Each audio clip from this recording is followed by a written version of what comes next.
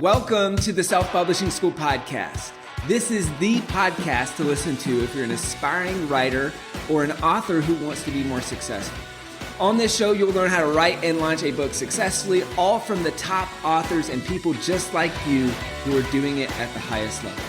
I'm your host, Chandler Bolt, the founder of Self-Publishing School, the author of the book called Published, and the CEO of selfpublishing.com.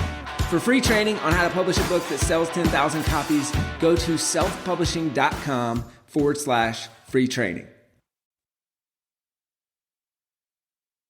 Hey, Chandler Bolt here, and joining me today is Jadah Sellner. Jadah is a best-selling author. She's a business coach, an international keynote speaker, TEDx presenter, and a host of a podcast called Lead with Love. She's also the author of a book called She Builds.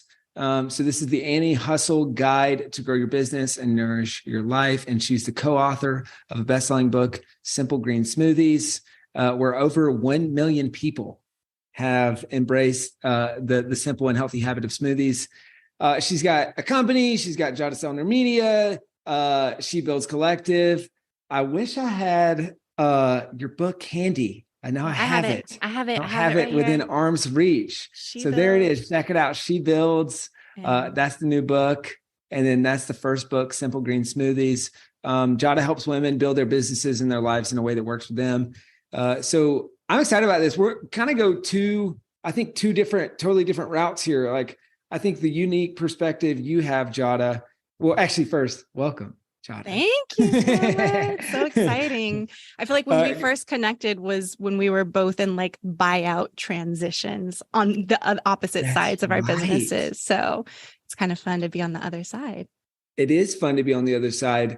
It's funny. I have a weird memory. And I remember exactly where I was in San Francisco on a rooftop, walking around on a phone call, giving thoughts on like, okay, you're buying out or going through the buyout with your business partner. Do this, don't do this, do this. Kind of like, so that's so funny. But I guess the really interesting perspective that you have that I want to dive into, we'll cover a couple of different things here, is recipe book, nonfiction book to grow your business. Two totally different ones. We've had some people come on and obviously and talk about each individually, but you've got the perspective of doing both, which I think is really interesting. So we'll kind of break down each of them and walk through kind of what that looked like. How are they different, similar, all that. And then just how they've been successful as a whole. So I guess for starters though, why books? Why are books such kind of a big part of your brand and your business? Yeah, for me, it's really about affordability and accessibility. I think that we can only work with so many people at a time, especially on the business coaching side. I charge a lot and serve a very minimal amount of people. And for me, when I was first starting my business, I was inspired by Tim Ferriss, the 4-Hour Work Week. And also I'm like, I'm not a white dude. I'm not single. I don't have a college, Ivy League educated. Like, I really wanted a book that showed proof of possibility, being a woman of color, being someone who was married. I've been married for 18 years now. I have a kid, all of those caregiving responsibilities. So I really wanted to create a book that served that population and also make it affordable, accessible, because I was broke, $42,000 in debt, trying to figure everything out. And I think that books are such a magical resource for us. And the same thing with Simple Green Smoothies. You can only serve so many people on even like a digital level. There's something so beautiful about holding something in your hands. I just had a friend, Simple Green Smoothies has been out for 8 years. And I just had a friend who still like has it on their counter, just made a smoothie from that recipe. So there's something very powerful about having something physical, tangible that you can hold, that you can pass on to people, that you can highlight, put Post-its in, soak in a bubble bath, all of those things. There's just a beautiful transformation that happens when someone sits with your book or listens as they're doing other things in their life. That's awesome. And you talked about a couple of things that I wholeheartedly believe in. I mean, the accessibility, I always say it's like a book is a $15 mentor. The smartest, most successful people on the planet have spent a lot of time crystallizing the best things that they know into a book. And all you have to do is pay $15 in a handful of hours, and you can learn from them, right? You might never get the chance to meet them. You might never get the chance to talk to them, ask them questions, work with them. Might not be able to afford to work with them, but you can learn those things, right? And which I think is just so incredible, because anybody can come up with $15 in a handful of hours. I mean, or go to Goodwill, get the book, right? I mean, it's just, and then kind of like what you said, the leveraged impact of doing this work once and creating this book, like the sign back here. And 8 years later, somebody's got the recipe book, the smoothie book on their kitchen counter, right? Yeah. It's like, I can't think about many things that I've done 8 years ago that someone still has in their home, or that's like still present in their life. And that's what I think is just so cool about books. So it's cool hearing your experience there. Let's maybe start with the Simple Green Smoothies book and then work into She Builds. Yeah. So why a smoothie book? And why do you think that book did so well? So it's interesting because we actually prolonged pursuing a book right away. So I do this, quarterly planning where this is our very important projects and priorities that we're focusing on. And so anyone who reached out to us about a book deal, we had grown our Instagram following to over 400,000 followers, had 355,000 email subscribers, and everyone was kind of chomping at the bit, wanting us to write a book. And we're like, a book is great, but it's not going to pay the bills consistently. So we wanted to create a revenue stream for us that then would allow us to step away from our business, have a team that was running everything. We generated over $1 million in sales in the first 2 years. Once we had a signature core product, then we were like, all right, now we'll say yes. Like now we'll talk to literary agents. And the agent that we ended up going with, he's like, I emailed you several months ago and your team was like, you weren't doing books. And I was like, well, I'm glad that the timing has opened up now. We're ready to start shopping the book. So that was a really big thing for us, is wanting to create using our business to kind of fund the ability to then write the book that then could expand what we were already building on. Got it. And so was it one of those things, like, did you, you said, hey, we kind of put it off, and then the timing was right. Was it, okay, we think this is going to stand alone, make money and be a part of the business? Was it, okay, the book probably won't make money, but it'll feed into the other stuff? Yeah, the second business, like how did the second part, more of like an ecosystem. We got paid really well up front, and then saw that as a credibility builder to just get more people to be able to share about the green smoothie lifestyle, and then them being able to sign up for our signature cleanse program that we had at that time. Got it. Okay. And obviously this is an old business. So you got a new business that you're working on now. But what help people understand, for people who might not understand, like how that could work, like, okay, a recipe book, how could that relate to a business? So you mentioned the cleanse program just now, but like, what are kind of the ancillary things and opportunities, especially for people who are thinking, like, I get asked about this stuff all the time. It's like recipe book, cookbook, like how can that tie in? What do you see as the opportunities that you both did or can recommend for monetizing on the back end? Yeah. So something that how we grew our online community was actually through a free challenge. It was a free 30-day green smoothie challenge that really built that community. And that was kind of the spark moment for me in losing 27 pounds in 3 months, was drinking one green smoothie a day. So that was the small, quick, easy win that then built upon me wanting to take the next step to like, okay, now I want to eliminate meat from my diet. Now I want to try plant-based eating. I want to eliminate sugar, like all of these things. And so creating a book that really emulated the challenge, and we shortened it. We did a 10-day green smoothie kickstart. It's like, if you could start drinking one green smoothie a day, build that habit, your taste buds are going to change and you're going to want to crave something different. You're going to want more than just green smoothies. You're going to want to know what to eat for lunch, for dinner, for snacks. And so that product that we had on the other side was the answer to that. So we were kind of reverse engineering what's the first easy, quick win that's going to make someone actually want the next step, our paid product. Got it. That's cool. That makes a lot of sense. So the challenge worked well. And then you're saying, hey, how can we do this slightly differently? And then making that into the 10-day kickstart. And was the 10-day kickstart, was that kind of like the principles that you taught in the book, or that was an ancillary add-on thing? Yeah, that was It was kind of a part of more of the beginning part of the book to kind of get Got people it. set up. And then I here's see. mini recipes. Like truly, it's a recipe book. It's Mm-hmm. photos of green smoothies and fruits and vegetables and leafy greens. Mm-hmm. And then also sharing health benefits and tips and things like that. But it was very green smoothie focused, not all the meals you're going to eat in a day. Got it. That makes sense. And so then the main mechanism of monetization, and say that 5 times fast, on the back of the book was the cleanse, or was there other Yeah. products or things Yeah. that the book led into? Yeah. That was the core, like leading into that product. Got it. Okay. And what was the price point on that product roughly? It was anywhere from $47 to $99. And now Got it. today, my business partner, Jen Hansard, she still runs the company. I sold my half in 2016, has a paid membership community that people can get access to those cleanses Got now, it. which is really cool. I see. That makes sense. Awesome. Yeah, thanks for walking through that. I know we're going through kind of like the Wayback Machine. Right. Totally. We I love probably haven't it. talked about this stuff in ages. 2013. Yeah, it's crazy. So I'm gonna ask one more question about the smoothie book, and then let's talk about we'll talk about the new book and comparisons, all that.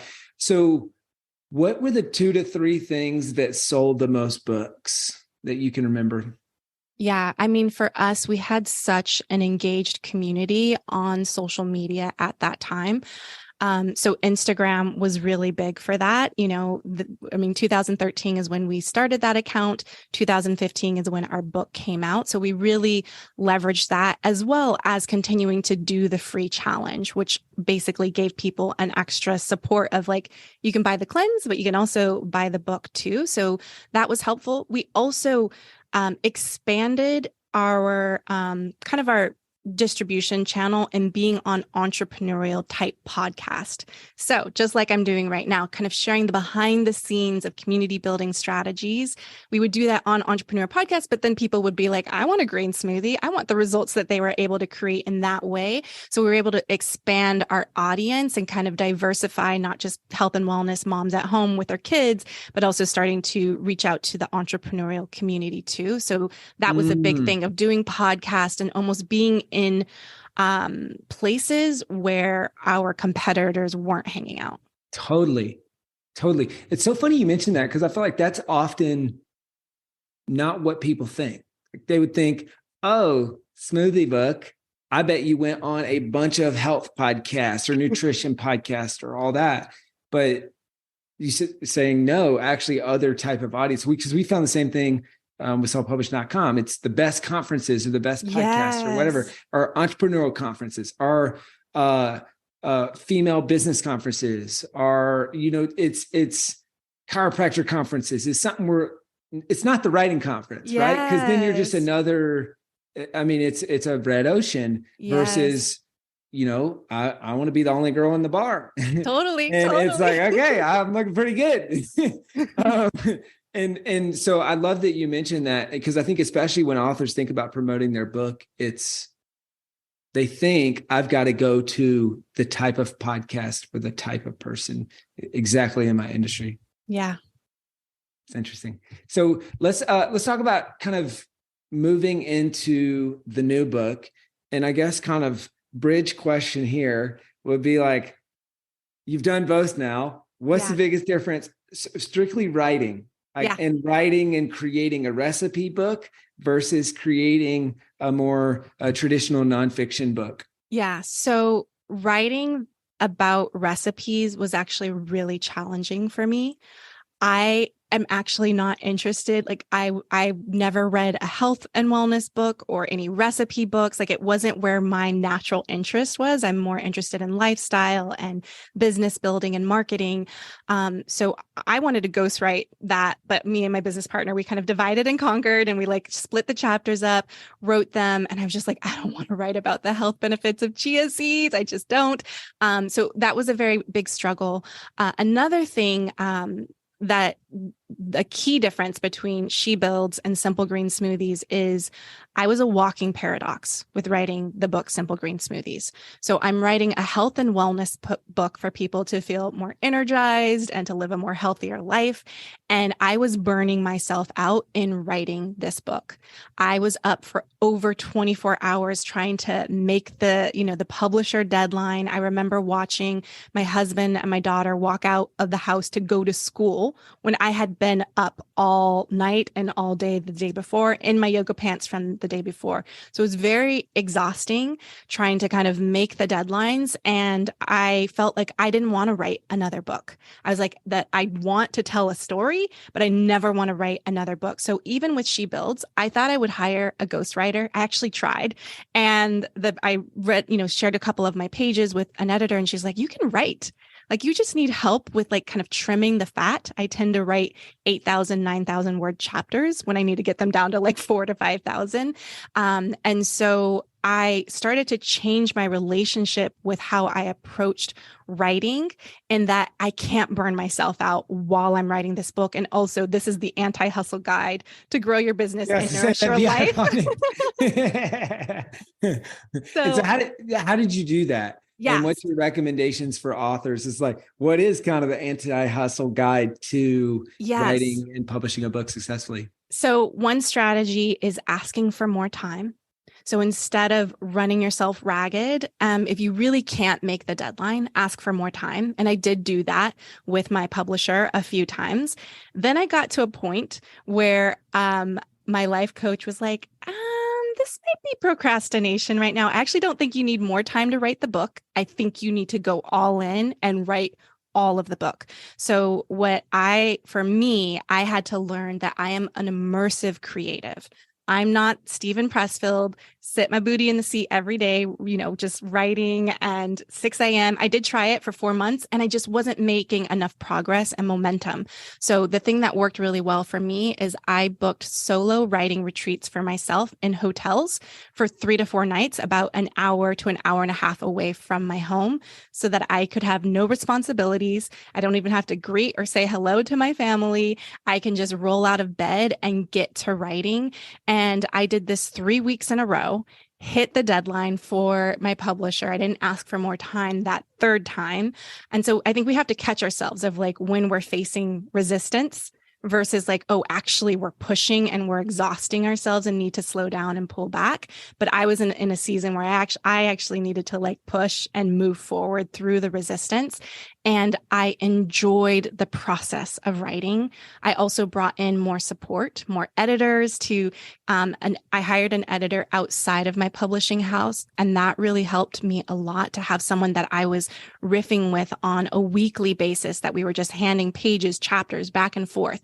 Then we'd send it to my publishing editor, who would give us more edits, and then we would work on them together. And I realized I'm an immersive creator. I'm a collaborative creator, and I also need kind of the compression of time to get something out, but in a way that I'm in control of that deadline versus the other way around.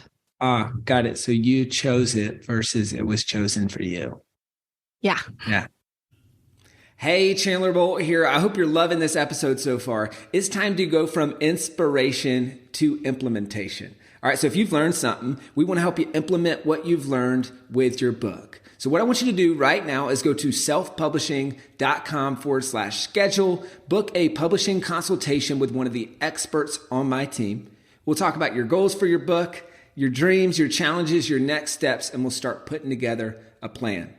All right, so go to selfpublishing.com/schedule, book a call with the team. Let's see how we can help with your book. It's time to implement. That's interesting.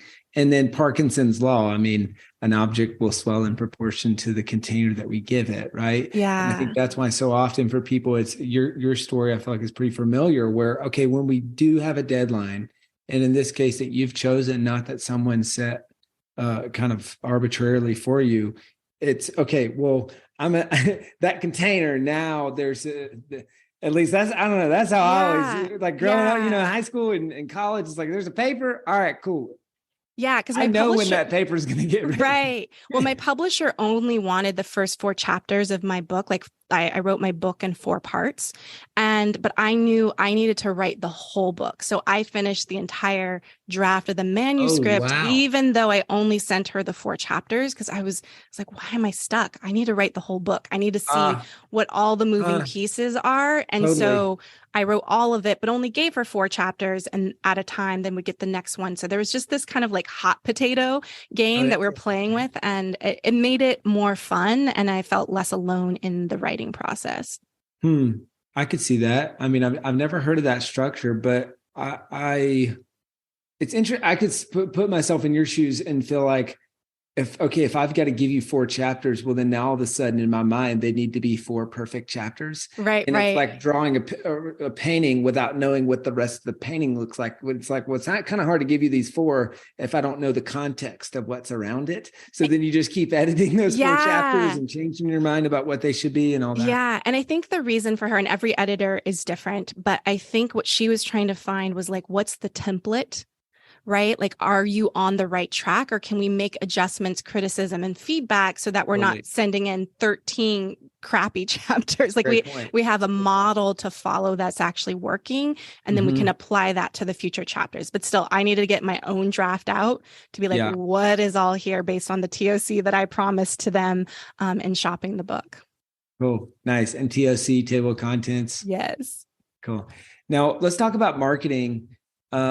What was because we talked about the differences in writing. What were some of the biggest differences in marketing the book between how you marketed the smoothie book and how you marketed the newest book? Yeah, so there was a couple strategies with She Builds. I definitely recorded 30 plus podcasts about 2 months before that would all come out in the month of November when my book came out. And then I have kind of a running list now where I do what I talk about is giving yourself permission to be a slow cooker versus a pressure cooker. So I had pressure cooker moment in the book launch that first 3 months. And actually, I listened to tons of these podcasts on your podcast, which was really fun, but then giving myself some breathing space on the other side of, okay, now what is the sustainable marketing plan that I'm not going to burn myself out and keeping this book alive and out in the world. So I record either a mix of podcasts, basically like show up, or live events, or I'm speaking at an event, or I'm hosting an event. There's something. So I kind of have a rotation of 3 to 5 of those, like my face, my voice is out in the world talking about the book in some form. But in that beginning stage, I definitely did the crescendo of booking podcast. Not too wild. I know there's people who book, I know you've booked way more than that in a shorter amount of time. But that was a really helpful strategy. And then one thing that has been so helpful that I will continue to do is doing live ticketed events, small. So 40 to 50 people, where I partner with someone who already has a in-person local community, and they already have a space that we don't have to pay for. And it's a 2-hour event where the price of the ticket is anywhere from $45 to $55. And with that, you get a signed copy of my book. And I partner with independent booksellers to kind of ship the book or get it to that event so that we're also supporting indie booksellers. I could get it for less buying directly, the wholesale author rate through my publisher, but I choose to partner with an indie bookseller in that way. And then we have 30 minutes of mix and mingle where people get, cocktails and snacks, come together. And then for an hour, we have a Q&A. It could just be me and the host. They're interviewing me, or we might have a panel of women in business. And then the last 15 minutes of that hour, we do a Q&A. And then after that, the next 30 minutes, people can come up to me and get their books personalized. So I'll sign every Oh, book cool. Wow. before they come in the door and like place them in the seats. And then I say, hey, if you want to come up, take a picture with me, want me to add your name to the book, just come up and say hi during that last 30 minutes of mix and mingle. And I, as an introvert, like just that that small group size just feels perfect. And so I rinse and repeat this. I have one booked up in Santa Fe, New Mexico. I did one in Los Angeles with one of my clients who has a brick and mortar art studio in Los Angeles. I'm in the San Francisco Bay Area. I partnered with 2 people, and I have this long list of people who are like, I would love to have you in my city. I will fill the room, fill the seats, and that's guaranteed 50 people that are going to have a copy of my book and also have an in-person experience with me, the author. Yeah. And one way that I knew that this strategy works really well is I went to Michelle Obama to see her tour The Light We Carry. I was in the front row with my friend Jen Kem. And, everyone's asking like, who read the book? And I was like, oh my gosh, I only listened to like the first 10 minutes before going to the event. But then watching the conversation and them having this conversation, talking about what was inside the books, sharing some of the stories, I was like, I have to read this book now. So even if someone hasn't read the book yet, that conversation, and now they have the book in hand, it really strengthens them to want to actually read the book. That's really cool. So just to recap what I'm hearing. So live in person to our events, you said you partner with someone in their city. They have an event space, so you don't have to worry about event space. They've already got it lined up. They probably have some sort of community organization or something where they're normally gathering people. They're responsible for filling the room. Tickets, $40 to $60, somewhere in that range per person. That includes a book. Partner with local bookstores to ship the books there, and then do the kind of mix and mingle, Q&A, all that stuff. Is anything that I missed there? No, you got it. And I was kind of like thinking of like 3 Ps of you partner, then you promote, and then you have the panel. Ooh, oh man, writing that down. The 3 Ps of the live in-person events to sell books. That's good. What so is that for you? Is that more of is the thought, hey, this is going to move books? Is the thought, hey, this is fun and I enjoy this? Is the thought, hey, this is related to the business and like some of these people become clients? Like what's kind of the thought process there? All of the above. For me, if you want something to be sustainable and you don't want to resent your business where then you want to shut it down, close it down and never do it again, it needs to be fun and joyful and sustainable. So that for me, it is fun. It's also quick. It's not super long. Everyone's getting paid in some way. The books are book units are being moved. And then I'm meeting people in person and they're, taking photos, DMing me so that I'm able to start conversations in the DMs to invite them to my next live event. That's a 2-day quarterly planning workshop. Like, here's my retreat, like just starting to have that open loop conversation because people are sharing and have had an experience with me. That's cool. And I bet a lot of those people are just kind of your raving fans. I mean, after that experience. And I'll share one more marketing strategy. I loved the way that I received your book published in the box, and I leveraged that idea, sending it to influencers. But another distribution channel that I kind of shifted to is actually sending it to people who are influencers, but also would be ideal clients of mine and gifting them. So even when I speak at events, I'm gifting my book to the speakers on the stage because I tend to work with seasoned female entrepreneurs that are kind of in that 500K to 5 million a year. And that becomes like, oh, just read this book. And they'll read a couple of pages and then they'll send a DM and like, hey, how can I learn how to do you have any coaching available? I've done 30K just in January, just from the book alone, just from someone like reading the book, devouring it, listening, whatever it is, and then wanting to hire me because all of my thoughts, my frameworks, every strategy that I share with my clients one-on-one or in my masterminds, everything I've poured into the book. I didn't hold anything back and try to create like an open loop. It's just like there's people who are DIYers and they're going to try to figure it all out by listening to podcasts, reading books. And then those who just like, I need someone to coach and guide me, or I need to be in person and experience this to actually implement and take action on it. And those are the people that I love working with who just want a more customized approach to how they're doing their business and their lives. Yeah, that's great. I like that a lot. And I think we're, completely aligned on that philosophy of give away all of your best stuff for free and people will pay you to tell it to them again. Yeah, I love right. that. And don't hold it. I mean, because I get asked this question all the time. We get asked this question. It's like, okay, how much should I include? I can't put all my stuff in there because then they're not going to do business with me. It's Yeah. like, no, that's totally But backwards. I'm curious for you, what do you think about, because there's also that feeling of like, am I throwing everything and the kitchen sink into this versus someone kind of focusing on like one key message? It's just a thought piece that I'm curious about what you think. So I think both exist, right? And so this goes to like, so in my book, I talk about kind of like the 4 Ps of a best-selling book. So person, pain, promise, price. And so I think it's super important to get clear on that. So who's the person that I'm writing for? What's the pain that they have that they know that they have? What's the promise that I'm making with this book? And that's the part which I think speaks to what you're talking about, which people try to make this massive promise when they would really probably be much better off making a very specific promise and then fulfilling that promise fully with the book and not holding anything back.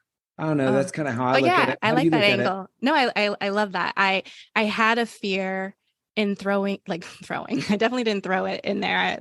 Many years writing and editing and doing all the things, but including everything. But I just felt like that was the most generous thing to do. Again, coming back to wanting things to be affordable and accessible. And it makes it easier for me when someone's like, oh, you're how much? I'm like, go read the book, listen to the podcast, to have free and accessible offerings that people can consume. And I've had people do things low cost where they come back 2 years, implement the strategies, and then they're ready to invest in a higher price point. Yeah. You're paying for yourself in that kind of model, right? Where it's like, all right, if you can't afford it yet, go listen and implement. And that'll help you to be able to afford to work with me. And I think it's also a capsule. Like I think with Simple Green Smoothies, that was a time capsule to capture what I learned, what I was teaching to people online that could kind of be a cohesive one-stop shop to kind of get those things. And then with She Builds, if maybe I don't want to do coaching or business coaching or strategy, it's like everything is in there. All of my IP and thoughts and stories they all live there. So even if I move on to something else, I feel like I have this time capsule of a season of my life and body of work. And that book can still be impacting people, helping people, making a big difference. I know we touched on this a little bit. Any other thoughts on, so specifically the launch of the new book? Like, was there anything else that was like the top 2 or 3 things that sold the most copies? I mean, the podcast and the 3 Ps of selling your book through live events were definitely the big needle movers. And then I will also say just being in DMs with people, like using social media as an opportunity. Even when people book me on the show, I'll be like, oh, did you read my book? Like I almost kind of put like a little, like kind of give them a little boost to actually finish the book even before they interview me on their show. But yeah, I would say the in-person events and the podcasts were the biggest needle movers for sure. Cool. And I know we touched on this a little bit earlier on the show, but any other thoughts on kind of like the concepts in She Builds, right? And kind of through the lens of authors and female business owners, like what are maybe 1 or 2 of the concepts from the book itself that can be applicable to those folks? Yeah. So inside the book, I have a framework set up, which is Build with Love, LOVE. So it's divided into 4 parts. So lead, optimize, visualize, and expand. So that's kind of the framework of the book. And we're moving away from the cycle of fear, which is hustle culture. And that's FEAR. So forcing, exhaustion, avoidance, and rigidity. So we're moving from fear and then we're building our businesses with love. And so I would say that one key strategy that has been really helpful, that's under the love, the leading from the inside out, especially as a female entrepreneur, someone who wants to, publish books, is to be able to define your enough number. And it's very counterintuitive for people who are super ambitious and want to build big businesses, want to build something that is meaningful and impactful. But I think if we can start to define enough, I did this even with She Builds, with the book, with my business. What is my enough number? How do I define what success is for me from the inside out? And then anything on top of that is a cherry on top. So being able to get clear, like I've made tons of money in my businesses, but I know my enough number is like $15,000 a month and I'm good. And it's stayed that way even as I've expanded my life, traveling, doing all of the things. I also had an enough even with my book of like, I'm actually not trying to do New York Times bestseller with that dramatic push. I want to be a slow cooker instead of a pressure cooker. And I'm going to do a slow, sustainable marketing plan so that I don't resent the marketing process. Me having this conversation with you several months after, I'm not tired of talking about the topics that are in my book because I didn't burn myself out in that process. And I'm not saying that's for everyone, but it's like define what's enough for you. Because if New York Times bestseller, there's, all of those things, there's like efforts and extra push and all those things you can do. But I think that piece allows us to be more anti-hustle in our businesses and also even in the book writing process of like, what truly, what is enough? And I'm like, it's not about New York Times bestseller. It's truly about, I want this book to reach as many women entrepreneurs as possible so that they don't burn out and overexhaust themselves and then shut their businesses down. I want them to continue to run their businesses. I want them to continue to have time for their family and their lives. And I'm going to do that really like 1 to 50 books at a time. Yeah, that's really good. I like that a lot. Well, Jadah, what would be what would be your parting piece of advice to the Jadah from years ago before you even read the first book, and maybe all of the other Jadahs out there who are thinking about writing their first book? Yeah.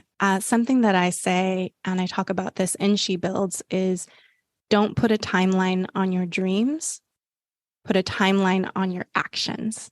So I think in the book writing process, we tend to we want it yesterday. We want our books done yesterday. And if we can allow ourselves to extend the timeline of when it all gets to completion, but then put timeline on the actual projects that you're working on, because a book is not a sprint. I don't even think it's a marathon. I think it's a triathlon. There are multiple pieces. There's the writing, there's the editing, there's the marketing, right? And so it takes stamina for each one of those pieces. And so we've got to put a timeline around those key parts in the writing process.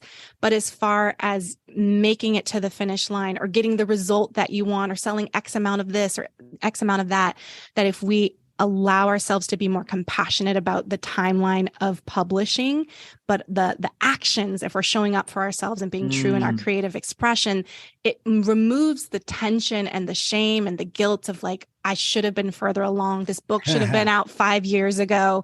There's just so much. And it just takes out all of the joy of the writing process. Like arrive right here in the moment, extend the timeline on your dreams, but like, let's put some parameters and structure around the projects, put timelines around that. If we look at the project versus the outcome and the destination, we can actually enjoy the process. Drop the mic. Wow. We got quotes, we got acronyms, we got metaphors, the slow cooker, the pressure cooker, we got love, fear.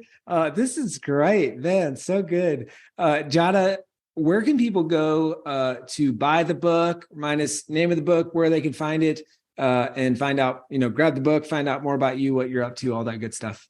Yeah, so you can go to shebuilds.com, and that has links to all of the local bookstores. I will just say nothing is cooler than having my 15-year-old go to our local bookstore in downtown and like be with their friends pulling the book out. It's just such a gift and joy.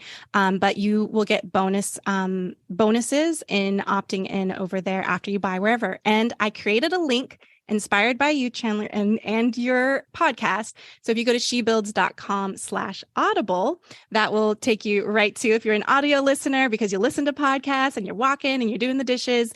I also include a bonus guided meditation in the audio version, which obviously not having the meditation in the book, really helping you set your intention.